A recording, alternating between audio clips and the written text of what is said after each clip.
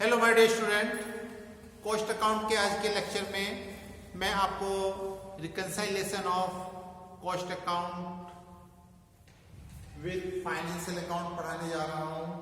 सबसे पहले मैं आपको इसकी मीनिंग बताने जा रहा हूं कि ये reconciliation of cost account with financial account क्या होता है। मैन्युफैक्चरिंग जो संस्थाएं होती हैं उनके द्वारा हिसाब किताब रखने के लिए दो टेक्निक यूज की जाती हैं। फर्स्ट इंटीग्रेटेड अकाउंटिंग सिस्टम और सेकंड सेपरेट अकाउंटिंग सिस्टम। सबसे पहले हम इंटीग्रेटेड अकाउंटिंग सिस्टम की बात करते हैं। जब मैन्युफैक्चरिंग संस्थाएं अपने फाइनेंशियल अकाउंट और कॉस्ट अकाउंट को एक साथ मेंटेन करती हैं और ये दोनों पद्धतियों को एक साथ रखती हैं तो उस पद्धति को हम इंटीग्रेटेड अकाउंटिंग सिस्टम यानी कि एकीकृत लेखा प्रणाली कहते हैं। Second separate accounting system. जब मैन्युफैक्चरिंग संस्थाएं फाइनेंशियल अकाउंट और कॉस्ट अकाउंट दोनों को अलग अलग रखती हैं तो उसको हम सेपरेट अकाउंटिंग सिस्टम यानी कि पृथक लेखा प्रणाली के नाम से जानते हैं। मैन्युफैक्चरिंग संस्थाओं द्वारा जब दोनों पद्धतियों को प्रयोग किया जाता है तो दोनों के द्वारा प्रदर्शित किए जाने वाला लाभ अलग अलग होता है। यानी कि जब फाइनेंशियल अकाउंट के माध्यम से trading profit and loss account बना करके प्रॉफिट निकाला जाता है तो वो प्रॉफिट और जो कॉस्ट शीट अकाउंट बना करके प्रॉफिट निकाला जाता है वो प्रॉफिट दोनों डिफरेंट होते हैं। अब जो संस्थाएं हैं ये दोनों प्रॉफिट अलग अलग क्यों हैं उनके कारणों को लेकर के एक स्टेटमेंट बनाती है जिसको हम reconciliation of cost account with financial account कहते हैं। इसको हम सामान्य शब्दों में ऐसे भी कह सकते हैं कि जब लागत लेखों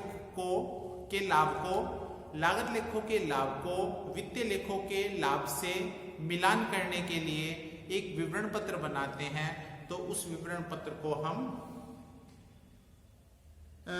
लागत लेखों का वित्तीय लेखों से मिलान पत्र के नाम से जानते हैं। अब हम बात करते हैं ये जो मिलान पत्र है रिकंसाइलेशन स्टेटमेंट है इसको बनाने की आवश्यकता क्यों है, इसको क्यों बनाया जाता है, इसका रीजन क्या है। फर्स्टली दोनों लेखों की शुद्धता ज्ञात करने के लिए दोनों लेखों द्वारा दर्शाए गए परिणामों का मिलान करना आवश्यक है। यानी कि दोनों लेखे अर्थात फाइनेंशियल अकाउंट और जो कॉस्ट अकाउंट है उनके द्वारा जो दर्शाए गए लाभ हैं उनकी शुद्धता ज्ञात करने के लिए इसका बनाया जाना आवश्यक है।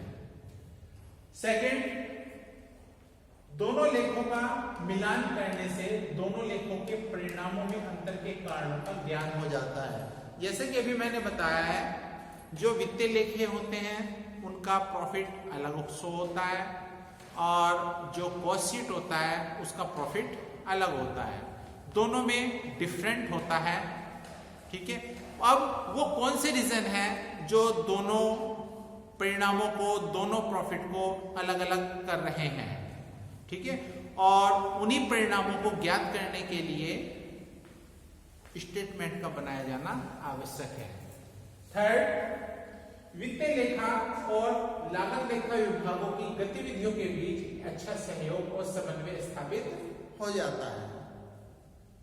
जो फाइनेंशियल अकाउंट से संबंधित डिपार्टमेंट है और जो लागत लेखों से संबंधित डिपार्टमेंट है उनमें अच्छा कोऑर्डिनेशन होता है जब हम इनको ये स्टेटमेंट तैयार करते हैं।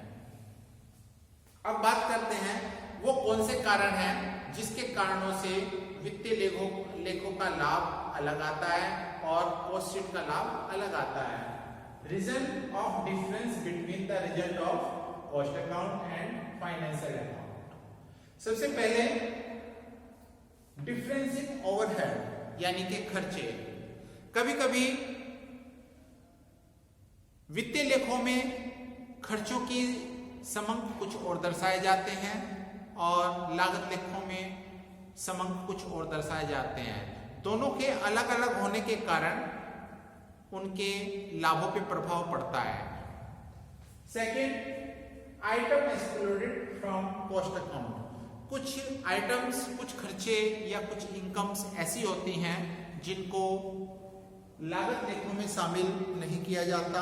जैसे कि हम लेते हैं आइटम ऑफ एक्सपेंडिचर, ऐसे एक्सपेंडिचर जो कि हम लागत लेखों में नहीं दर्शाते, जैसे goodwill, preliminary expenses, discount right of, capital losses, interest on debenture, penalty etcetera.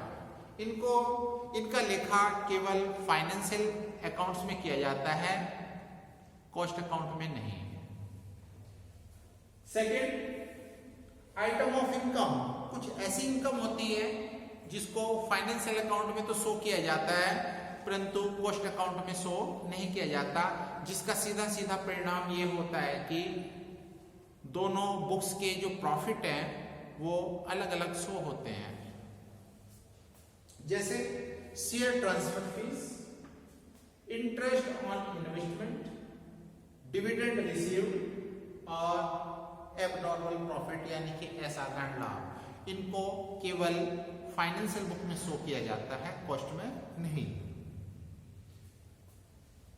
Third, item excluded from financial book.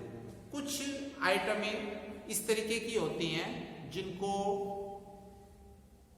Financial वित्तीय पुस्तकों में सम्मिलित नहीं किया जाता। Fourth, difference in valuation of stock. जो संस्थाओं का स्टॉक है वो अलग अलग होता है, क्योंकि स्टॉक निकालने की विभिन्न पद्धतियां होती हैं। हो सकता है कि फाइनेंशियल अकाउंट का स्टॉक निकालने के लिए लिफो मेथड यूज किया जाए और क्लोजिंग स्टॉक कैलकुलेट करने के लिए जो लागत लेखे हैं उसमें फीफो मेथड यूज किया जाए, जिसके सीधा सीधा परिणाम दोनों का स्टॉक अलग अलग होगा, जिसका सीधा प्रभाव संस्था के लाभों पर पड़ता है। Next, difference in method of charging depreciation, यानी कि जो ह्रास लगाने की पद्धतियां हैं, हो सकता है कि दोनों पुस्तकों में अलग अलग हो। इसके बाद हम बात करते हैं कि ये जो विवरण पत्र है, रिकंसिलिएशन स्टेटमेंट है, इसके बनाने का फॉर्मेट क्या होगा और इसको किस प्रकार से तैयार किया जाता है। अब हम इसी पे डिस्कस कर रहे हैं। रिकंसिलिएशन स्टेटमेंट एज ऑन, यानी कि जिस तिथि को रिकंसिलिएशन स्टेटमेंट तैयार किया जाएगा उसको यहाँ पर शो कर देंगे, 31 मार्च, 31 दिसंबर, जो भी हो। इसके बाद हम लोग सबसे पहले कॉस्ट अकाउंट को बेस बना करके चल रहे हैं। एक हमारी कॉस्ट अकाउंट है और दूसरा होता है फाइनेंशियल अकाउंट। सबसे पहले profit as per cost account, वो प्रॉफिट जो कि कॉस्ट अकाउंट में शो हो रहा है उसको बेस बनाएंगे। इसको हम लोग सेकंड कॉलम में शो करेंगे और इसमें ऐड करते हैं उन आइटमों को, जैसे expenses overcharged in cost account. Dear student, जैसे कि मैंने बताया कि सबसे पहले हमने यहाँ पे बेस बनाया है profit as per cost account, तो हमें उन खर्चों पे ध्यान देना है जो खर्चे कॉस्ट अकाउंट में ज्यादा चार्ज किए गए हैं, यानी कि कॉस्ट अकाउंट में ज्यादा लिखा है उनको और फाइनेंशियल अकाउंट में कम। जैसे मैं अपनी तरफ से उदाहरण लेता हूं, जैसे फैक्ट्री ओवरहेड है, कॉस्ट अकाउंट में 20,000 लिखा है और फाइनेंशियल अकाउंट में उनको 17,000 लिखा हुआ है। तो इस कंडीशन में हम देख रहे हैं कि कॉस्ट अकाउंट में 3,000 रुपीज उनको ज्यादा चार्ज किया हुआ है। इट मींस कॉस्ट अकाउंट में ज्यादा चार्ज किया हुआ है 3,000 रुपीज। उस कंडीशन में हम इनको ऐड कर देंगे। ऐसे खर्चे जिनको कॉस्ट अकाउंट में ज्यादा चार्ज किया गया है उन समस्त खर्चों को हम रिकंसाइलेशन स्टेटमेंट बनाते समय प्लस करेंगे।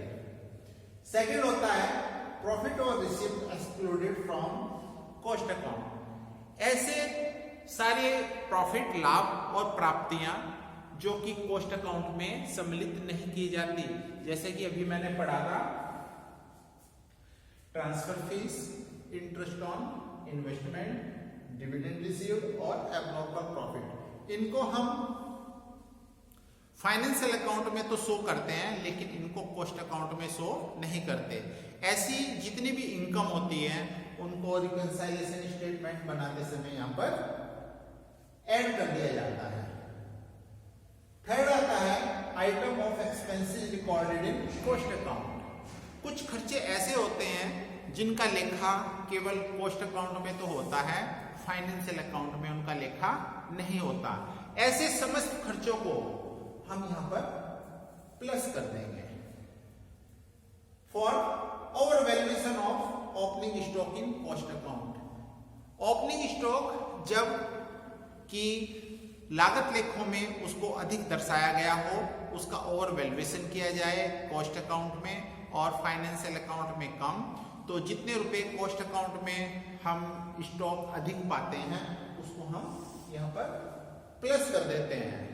इसके विपरीत आता है under valuation of closing stock in cost account. यदि कॉस्ट अकाउंट में क्लोजिंग स्टॉक यानी कि अंतिम रहतियों का मूल्यांकन कम किया जाता है तो हम यहां पर उसको प्लस करेंगे।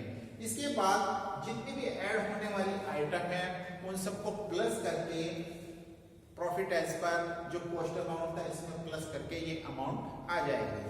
अब इसमें से लेस करेंगे expenses under charge in cost account. ऐसे खर्चे जो कि कॉस्ट अकाउंट में कम चार्ज किए गए हैं और फाइनेंशियल अकाउंट में अधिक चार्ज किए गए हैं तो उनका डिफरेंस यहां पर लेस कर दिया जाएगा। सेकंड एक्सपेंसेस और loss excluded from cost account. ऐसे खर्चे और हानियां जो कि कॉस्ट अकाउंट से अलग है। Third item of income recorded in cost account only. ऐसे आइटम, ऐसी आय जो कि केवल कॉस्ट अकाउंट में शो की गई है उसको हम यहां पर लेस कर देंगे।